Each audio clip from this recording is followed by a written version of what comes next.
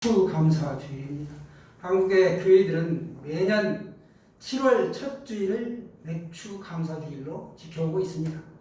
우리는 항상 하나님께 감사해야 합니다. 특별히 정한 절기를 지키는 것은 신앙 성장에 많은 도움을 줍니다. 정한 절기에 특별한 감사가 필요한 것은 평상시에 소홀했던 이 감사의 정신을 회복시켜 주시기 때문이죠. 하나님은 우리에게 감사의 절기와 감사의 신앙 갖기를 명령하셨습니다.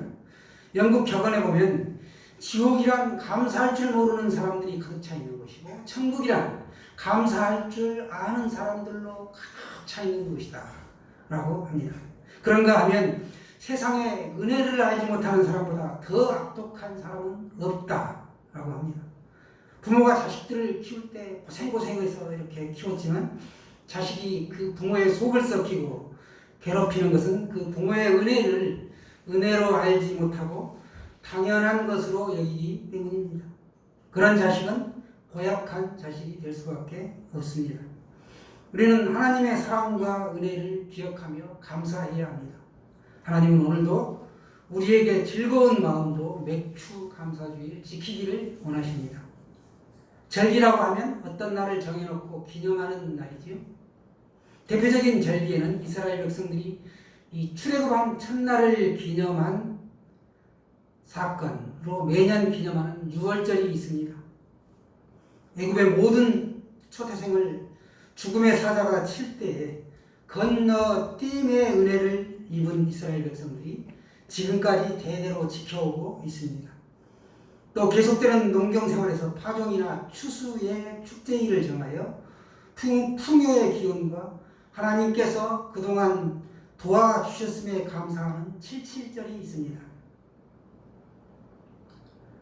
밀과 보리의 천 이삭 한 단을 제사장이 이걸 상하 좌우로 흔들어 요제로 바치는 절기가 바로 이 초실절 77절입니다. 천열매가 초실이죠. 90절 말씀을 우리 한번 다 같이 더 한번 보도록 하겠습니다. 9절 10절 말씀입니다. 시작. 일곱 줄을 세일지니 곡식의 낯을 내는 첫날부터 일곱 줄을 세워 내 하나님 여호와 앞에 77절을 지키되 내 하나님 여호와께서 내게 복을 주신 대로 내 힘을 헤아려 자원하는 예물을 드리고 아멘. 77절을 지키는데 여기 오늘 보니까 내 하나님 여호와께서 내게 복을 주신 대로 지켜 내 힘을 헤아려 자원하는 예물을 드리라. 일곱 줄을 세일지니 라고 있습니다. 49일 말하죠. 일곱 주, 일주가 7일이니까 49일이 지난 날, 즉 제50일째가 되는 날을 말하고 있습니다. 그래서 77 하니까 77절, 50일이니까 오순절, 음력에서 초순, 중순, 상순하고 하게 되면 순이 10일을 뜻하죠. 그래서 50일이니까 오순, 순이 5번이니까 오순절, 또 맥추절이라고 합니다. 보리를 수확한다, 추수한다, 맥추절. 구속사적 관점에서 볼 때 절기는 신앙에서 매우 중요한 의미를 갖고 있습니다. 우리는 매 순간 하나님 앞에 깨어있어 감사해야 하는 사람들이지만 인간인지라 감사하는 마음이 때로 이렇게 약해질 수가 있다는 것이죠. 따라서 성도는 하나님께서 정하신 절기를 준수할 필요가 있습니다. 마치 자녀가 부모의 생신을 기억하는 것과 흡사합니다. 만일 부모님의 생신을 기념하지 않고 그냥 지나간다면 그것은 자식의 도리가 아니죠. 마찬가지로 성도가 하나님께서 정하신 77절 곧 맥추 감사절을 지키지 않고 지나가면 성도로서 응당해야 할 도리를 저버리는 것입니다. 오늘 맥추 감사주일에 감사가 넘쳐나시기를 바랍니다. 벌써 반년이 훌쩍 지나갔습니다. 올해 1월부터 반년을 우리가 살아오면서 하나님께서 베풀어 주신 은혜를 한번 헤아려 봅시다. 믿음의 눈으로 보면 모든 것이 감사할 따름입니다. 감사뿐이죠.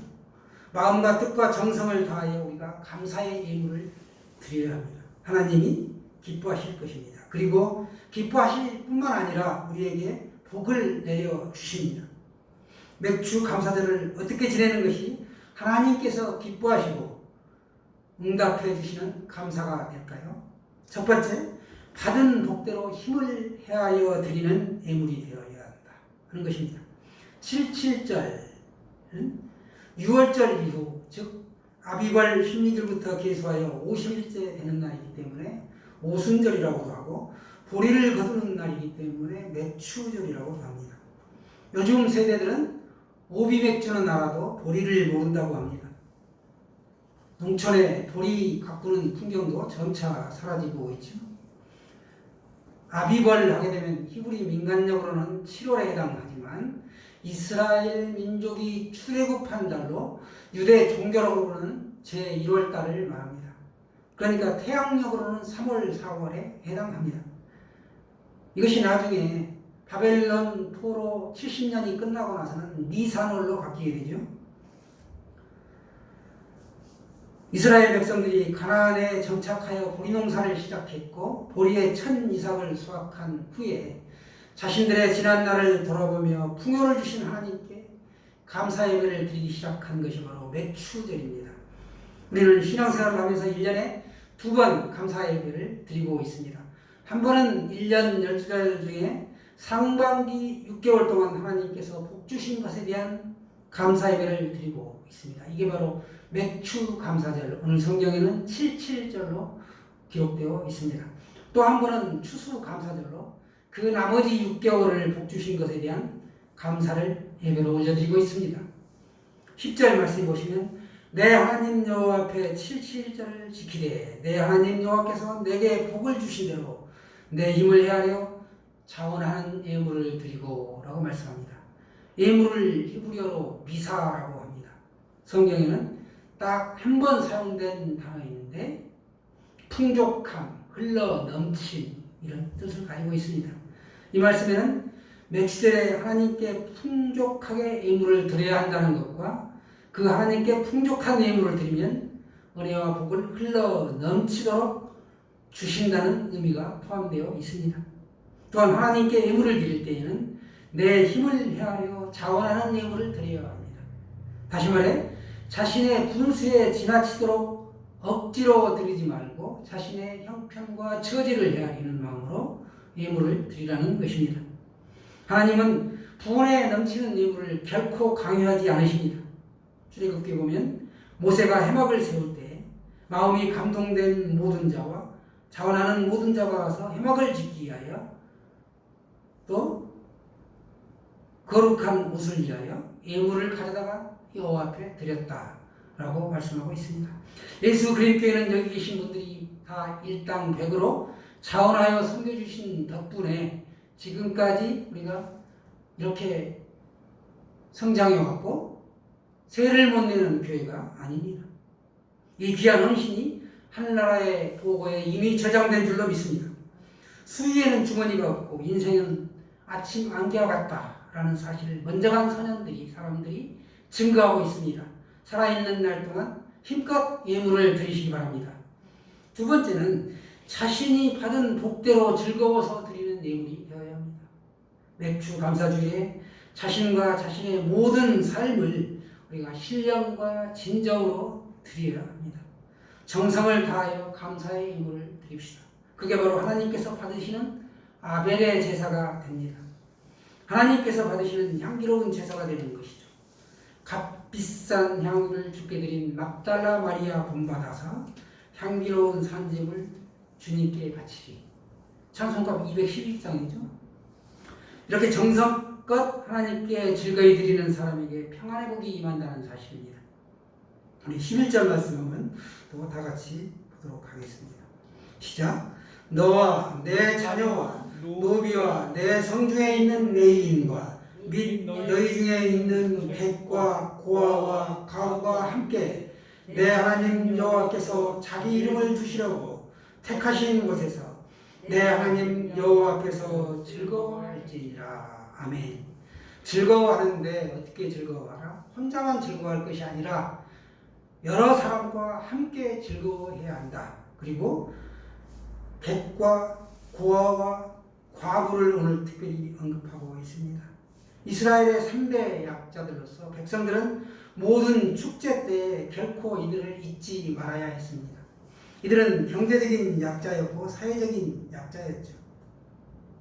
경제적 기반이 없는 사람들입니다. 그래서 맥추절을 즐거워하며 예물을 드릴 때 함께 즐거워하는 기쁨이 있는 것입니다. 또한 정성을 다하여 예물을 드리는 사람에게 하나님께서 자녀가 잘되고 평안함을 누리게 하십니다. 세상의 삶에서는 결코 쉽게 누릴 수 없는 풍성함을 하나님의 구원으로 말미암아 우리가 누리게 되었습니다. 하나님은 이런 복을 다른 여러 사람들과 이웃들과 함께 나누시기를 원하십니다. 세 번째는 받은 복대로 드리는 즐거운 이 예물이 만복을 주시는 예물이라는 사실을 우리가 믿어야 합니다. 감사하는 성도는 마음속에 하나님의 인자심을 수시로 체험하게 됩니다. 그러므로 우리는 범사에 감사를 표현하는 찬양과 예물을 드리는 것이죠. 아무리 물질이 많아도 마음이 없으면 하나님 앞에 바칠 수 없고, 설사 마음이 있다고 한들 물질이 없으면 역시 하나님 앞에 드릴 수가 없습니다. 그러나 앞으로 하나님께서 복 주실 것을 믿고 그 믿음으로 기뻐하고 즐거워하면서 하나님께 우리가 감사하며 생활할 수는 있는 것입니다. 우리가 어떠한 환경과 상황 속에서도 감사를 잊지 않으면 하나님은 반드시 채워주시는 분이십니다. 이스라엘 백성들이 하나님의 은혜로 노예 생활에서 해방되어 40년 동안 광야 생활하다가 가나안 땅을 이제 눈앞에 두고 있었습니다. 그들에게 하나님은 약속하신 가나안 땅에 들어가게 되면 가르친 대로 지키며 살도록 그들에게 계명을 주셨는데 그 율법이 바로 십계명이죠. 십계명을 주신 목적은 만일을 하나님께로 예수님께로 인도하기 위함이고 하나님의 공의로 불신자들을 징계하기 위함이며 그리스도 안에서 참 자유인의 삶을 영위하라고 십계명을 주신 것입니다. 하나님은 가나안 땅을 젖과 꿀이 흐르는 땅이다 라고 말씀하시고 너희가 건너가서 차지할 그 땅은 산과 골짜기가 있어서 하늘에서 내리는 비를 흡수하는 땅이다 라고 말씀하고 있습니다. 계속해서 여러분이 가지고 계신 성경을 보시면 15절에는 내 하나님 여호와께서 택하신 곳에서 너는 이래 동안 내 하나님 여호와 앞에서 절기를 지키고 내 하나님 여호와께서 내 모든 수출과 내 손으로 행하는 모든 일에 복 주실 것이니 너는 온전히 즐거워할 것이니라. 맥추절을 지키는데 며칠 동안 지키는가? 이래 동안 온전히 즐거워하며 지키라. 77절 오순절 맥추감사절 이걸 7일 동안 지키라고 말씀하셨습니다. 이 7일 동안 지키는 기간이 하나님께서 모든 복을 주시는 예물이 되고 기간이 된다는 사실입니다. 네 번째는 받은 복대로 드리는 예물은 이 하나님을 뵙는 예물이 됩니다. 우리가 감히 하나님을 만나뵐 수가 없죠. 현실적으로는 불가능합니다. 왜냐하면 우리는 모두 죄인이기 때문에 죄에 가려서 하나님을 볼 수가 없습니다. 그러나 특별한 경우가 있는데 제가 온전히 회개하고 거듭난 사람이 되면 이 죄를 회개하고 거듭난 사람이 되면 가능하게 된다는 것이죠. 그렇다고 해도 내가 자의적으로 하나님을 뵐 수 있는 것이 아니라 하나님께서 친히 열어 놓으시고 우리를 만나 주셔야만 우리가 만날 수 있습니다. 이스라엘 백성들 가운데 20세 이상 되는 남자들은 이스라엘의 3대 절기하게 되면 오늘 무교절이라고 나와 있죠. 77절 그리고 장막절, 초막절인데요. 이 초막절, 무교절, 맥추절, 초막절. 무교절은 6월절이라고 하죠. 맥추절은 77절, 오순절, 초실절 또는 맥추감사절. 초막절은 추수감사절, 수장절이라고 하고도 장막절이라고도 하는 것이죠. 의무적으로 1년에 딱 3번은 예루살렘 성전에 올라가서 제사를 드려야 했습니다. 6월절에는 무교병을 먹는데 죄의 상징인 누룩이 들어가 발효된 밀가루 빵을 우리가 유교라고 합니다. 누룩이 들어갔다 해서 유교, 누룩이 있다는 것이죠. 그 누룩은 죄를 상징하기 때문에 곧 멸망당할 수밖에 없는 애굽에서의 옛 생활을 의미합니다. 그래서 6월절에는 결코 이 유교병을 먹을 수가 없었습니다. 그래서 무교병을 먹었던 것이죠. 급히 먹고 애굽을 탈출했던 것에서 기인하게 되었습니다.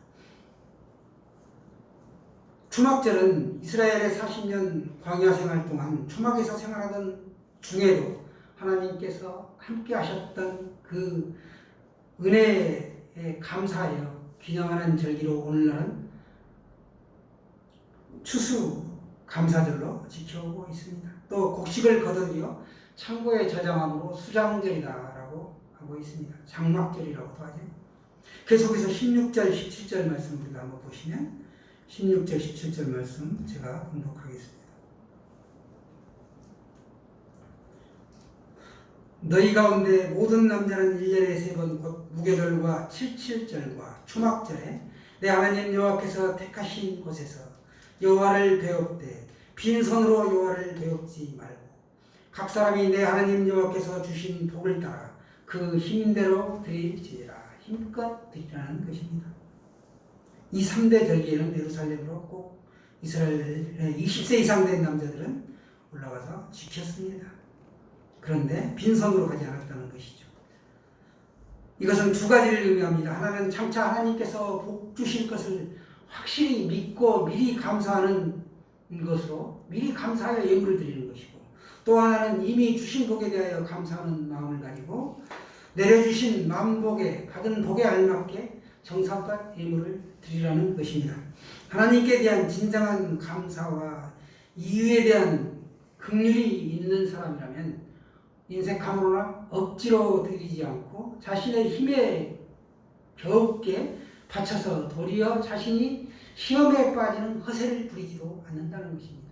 옆에 집사님이 누가 얼마를 드리니까 자기도 덩달아서 자기 형편과 처지에 맞지 않게 드리지 않는다는 것입니다.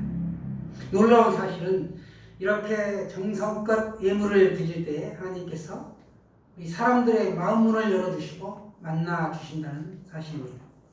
하나님을 뵐 수 있도록 사람들에게 임재하십니다.